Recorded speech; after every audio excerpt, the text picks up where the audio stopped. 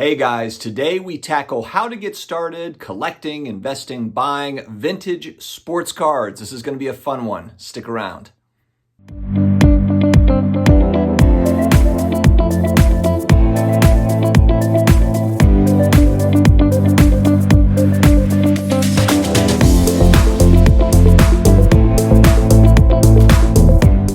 Hello to all my sports card collectors, investors, all of my collectibles friends. How are we doing today? It is another day, is another sports card collectibles video. Thanks very much for joining me. If you're new here, so the subscribe button is right there. It's right down below the big red subscribe. We appreciate you. We've been on a tear lately with new subscribers and very much appreciate all the support and all the positive energy sent our way. Also connect with me on IG at SportsCardDad, and then I'm also on the old Twitter, the SportsCardDad.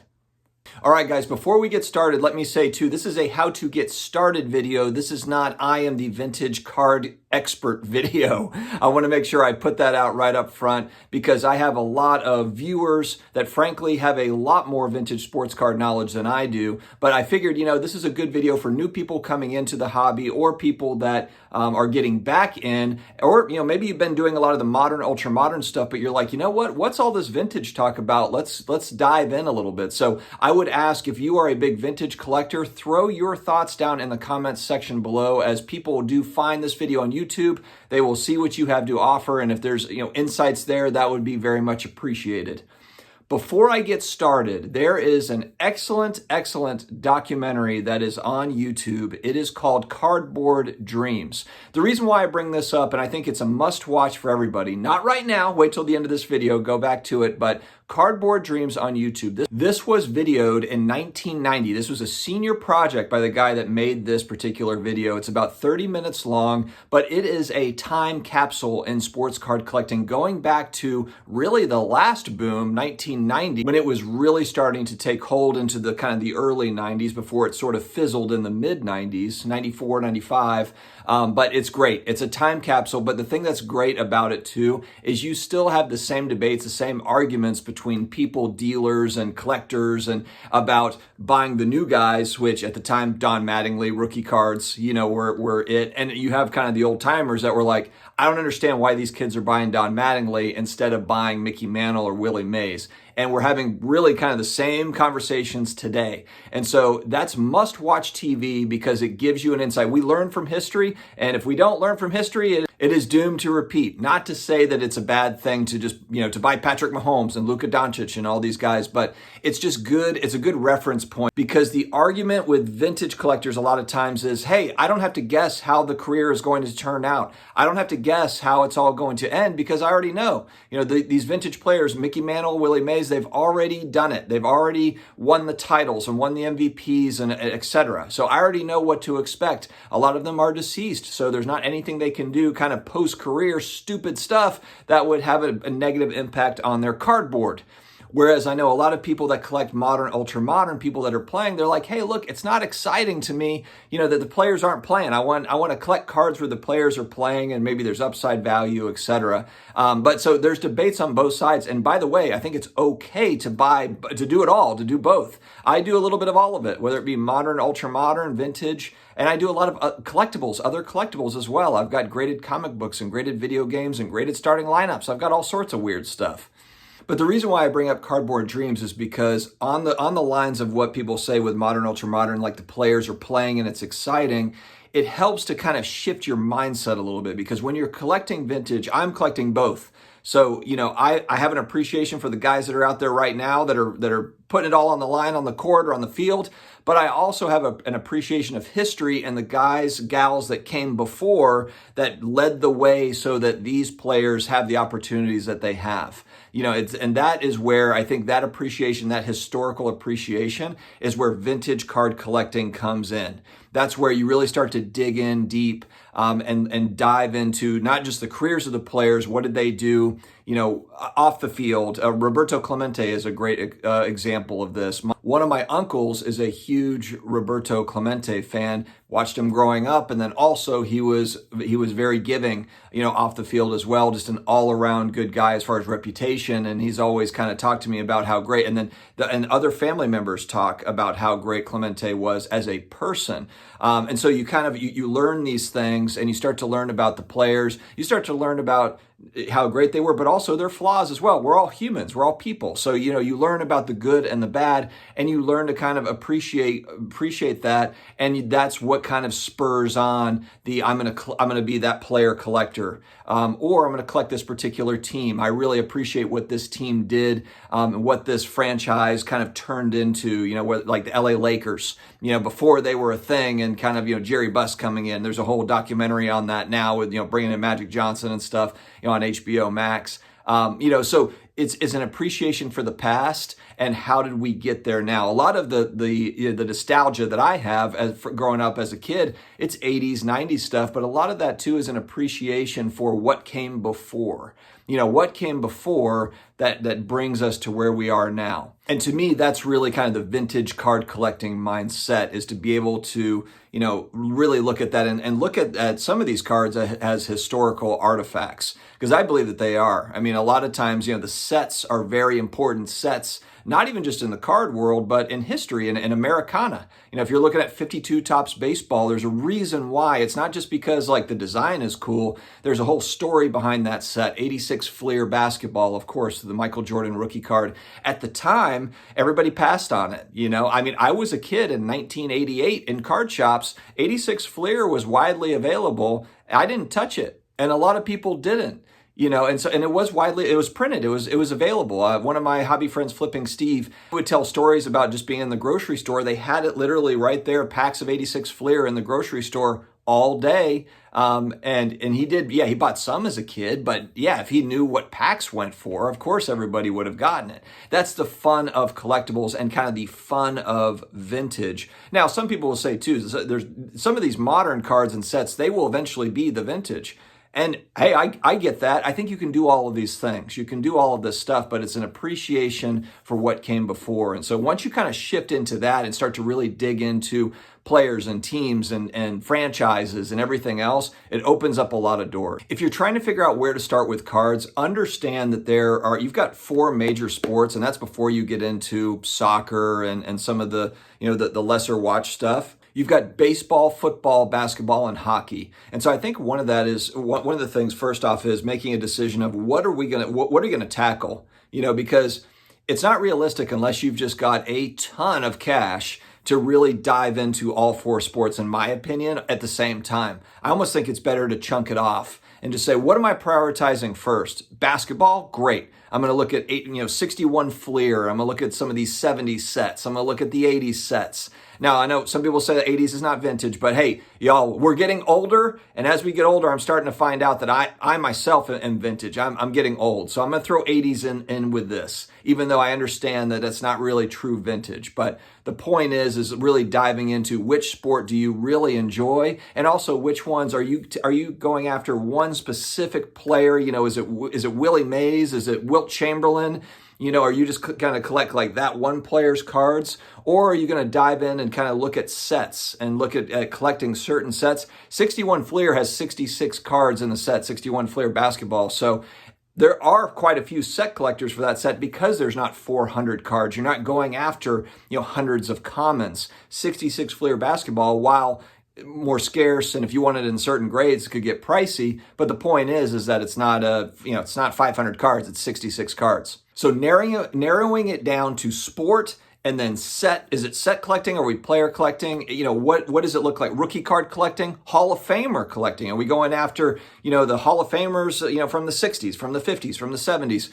Really narrowing that down and focusing it, I think, is a good start. And not to say that you can't see something and go after something as you see it, but just remember it's all opportunity cost, because there are a ton of cool vintage cards out there. You can spend your money very quickly. If you're just on eBay, forget about all the other auction sites, just on eBay, do a little bit of a deep dive and you start getting excited, you can spend it very quickly. So I think that's kind of the key. Something that happens to me at times is I'll spend kind of that disposable income, and then 3 days later I'm like, I would love to have gotten that instead, or I wish I could get that in addition to. So I think that's where on the front end is like, all right, we focusing on baseball? If so, let's narrow it down to certain teams, players, sets, etc. Use forums that are out there. There are 2 forums that I'm gonna bring up, and there's probably other resources as well that please throw it in the chat, but net54baseballcards.com and blowoutforums.com are 2 sites. I think that there is quite a bit of information on those sites. So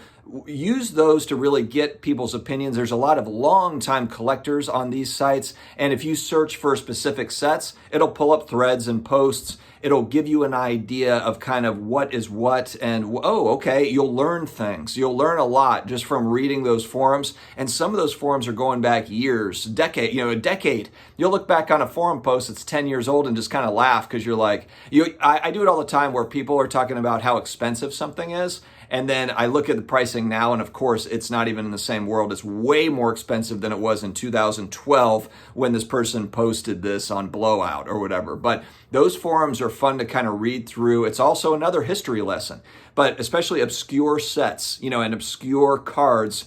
Start also looking through those forums. It'll help you to kind of get a feel for what's going on there. Overall arching point is it's good to have, I don't know if I would call it mentors, but just people that you can go to within the hobby, that can help answer questions for you or provide some sort of insights. You can find like-minded collectors. And again, that's kind of building that, you're building friends within the hobby that are collecting the same thing. You've got kind of like-minded people around you supporting you, and you can support them, etc. And that's what this thing is all about. Okay, so when you're buying vintage cards, one thing that you'll hear a lot of is buying raw vintage cards is risky. It's risky because there's just been a lot of cards over time that have been altered or trimmed to make them look better, to make that quality look better. Because whether you're buying selling a raw copy of a vintage card or a graded copy, the better quality, the more expensive it is. When you look at vintage cards, you don't have parallels. There's no snakeskin, ostrich beak, purple parallel prisms. It's just cardboard. It's really just cardboard. There's no shine to it. So unfortunately, what has happened is you have a lot of trimmed cards that are out there in the world, whether they are raw or graded. So keep that in mind. Grading companies are not perfect. They're not going to catch every altercation. All trim cards. There are trim cards in cases that have been slabbed. It's just the way that it is. No grading company is perfect. They just do the best that they can. And so something to be aware of. So you also have to make a decision for yourself.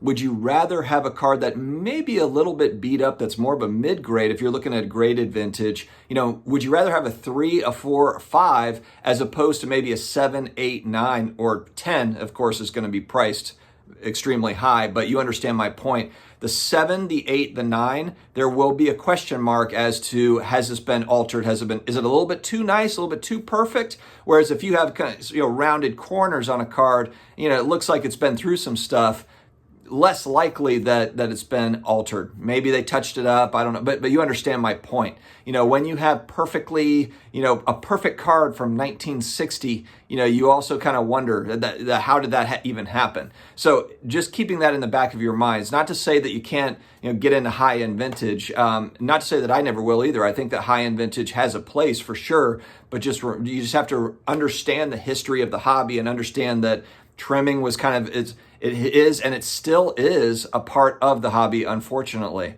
Oh, I should probably mention, if you're new, trimming, what I mean by trimming is someone that's essentially cutting the edge of a card, cutting it so that it is perfect. So you have a rounded corner, they're kind of like trimming it up to make it nice and neat. And of course, the way that grading companies can catch it is if the size of the card is off. It's like, okay, obviously it's misshapen. It doesn't seem right. We think it's trimmed. But there are experts in this. There are people that have gotten very, very good. Some have been caught, some have not been caught. but it's just something to be aware of that. And it's not even just vintage. This happens. We saw it. We had Trey Lance trimmed cards here, over the last few months. So this happens not just with vintage, with modern, ultra modern. This is a sports card problem, not necessarily just a vintage problem, but it can be more prevalent with the vintage stuff. So just be aware of it. Eye appeal is really crucial with vintage cards, where it's less of a focus with, I feel like with ultra modern, especially it's cards that were printed the last 5 years. It's really just, is this a 9 or is it a 10? You're not really looking at the card. The eye appeal doesn't really matter as much, I think, too, because of the shine, the chrome or whatever. It's not the same as a cardboard card that's 50 years old, and all you've got is just when the thing was printed, it was stamped, with the coloring. How is the coloring on it? Is it faded? How are the edges? How are the corners? The eye appeal is really everything with vintage sports cards, regardless of what the grade says on the slab. There's been plenty of times, and you'll see this from other collectors, other investors, whatever, that will say like, hey, my PSA 4 looks a lot better than 6 or 7s that I've seen. I've got cards like this too. Here's an example of a card that was cracked out. I shared this on a video previously. This is a 61 Fleer in action Jerry West rookie card. It's a rookie. It's not the portrait rookie, but it's the in action version. This card, the story behind this card is that it was originally in a BVG, Beckett vintage grading case as an 8. It was cracked out, sent to SGC. It got a 6.5. Cracked it, sent it to PSA, hoping for a 7. Got a PSA 5. The centering on it is great. Does it have really tight, beautiful corners? No, a little bit rounded on the corners, but I kind of like that. I like that because of the fact, like what we talked about, I feel like it's more authentic. It hasn't been altered on the edges or on the corners. But the centering, you'll hear that a lot. It's a PSA 4, but the centering is great. Centering is a priority with a lot of vintage collectors. Not with all of them. Some will say like, hey, I don't care as much about the centering. I like sharp corners, or I want to have, great coloring on it. I want that surface to look really, really good. So it's all, beauty is in the eye of the beholder when it comes to vintage sports cards. And this card shows you that grading companies are going to have all sorts of different views on this. The fact that it was 8, 6.55, there's no consensus on these, so keep that in mind too when you're buying. It's like, do I need to buy a 6? Do I need to pay an extra $500 to get a 6 instead of a 5? Why would I, if you just want to have the card? Because if you look too, you also have to look at the PSA, population reports, and then the other population reports. I always look at how many total were graded in total. And there, I'm kind of looking at the rarity, the scarcity, because it's not to say that with a lot of vintage cards, they printed a lot of them. They weren't super rare. It's not as if these are short print cards. It's more about how many survived and then how many survived in great condition. And so you have to ask yourself a lot of times, just with that in mind of beauty is in the eye of the beholder, grading companies could look at a card and grade it many different ways. Are you willing to pay extra $500,000, $5,000 to go that grade up? If that particular card you're looking at isn't that much better. I mean, it's got to look the part. And so that's another thing. Lean on some of your other hobby friends, mentors, vintage collectors when you're buying vintage cards. I've done this to where it's like, hey, am I crazy? Does this look like a good 5 or is this a good 3? What do you think? And they'll come back and say, I like this about it. This is a little bit off to me, but that's how you can get some feedback on these vintage cards. It's very, very helpful. Specifically when buying PSA slabs, you might see that you're going to see qualifiers. So, for example, and I'll put a picture up, but it'll be like, 9 mint OC in quotations, or in parentheses, in parentheses. OC means off-centered. Now, a 9 OC is not priced the same way as just a 9 without any qualifier. It's kind of up for debate, but I've heard a lot of 2 grades down. So if you have a 9 OC, it's kind of the equivalent of like a 7. Now, some would say, no, that's crazy. Depending on what the qualifier is, maybe it should be priced closer to an 8 or a 9. This is up for interpretation from what I've seen. So ask around on this. I personally don't buy any vintage cards with qualifiers. Not to say that you can't, but I only buy them just straight up grade. So I'd rather have a 6 or 7 than have a 9 OC. Now, maybe some would say, hey, I'm going to buy that. Maybe there's some have strategies around it to where they're like, I'm going to crack that out of that 9OC and send it off to X grading company because they're more lenient on centering or whatever, whatever the story is.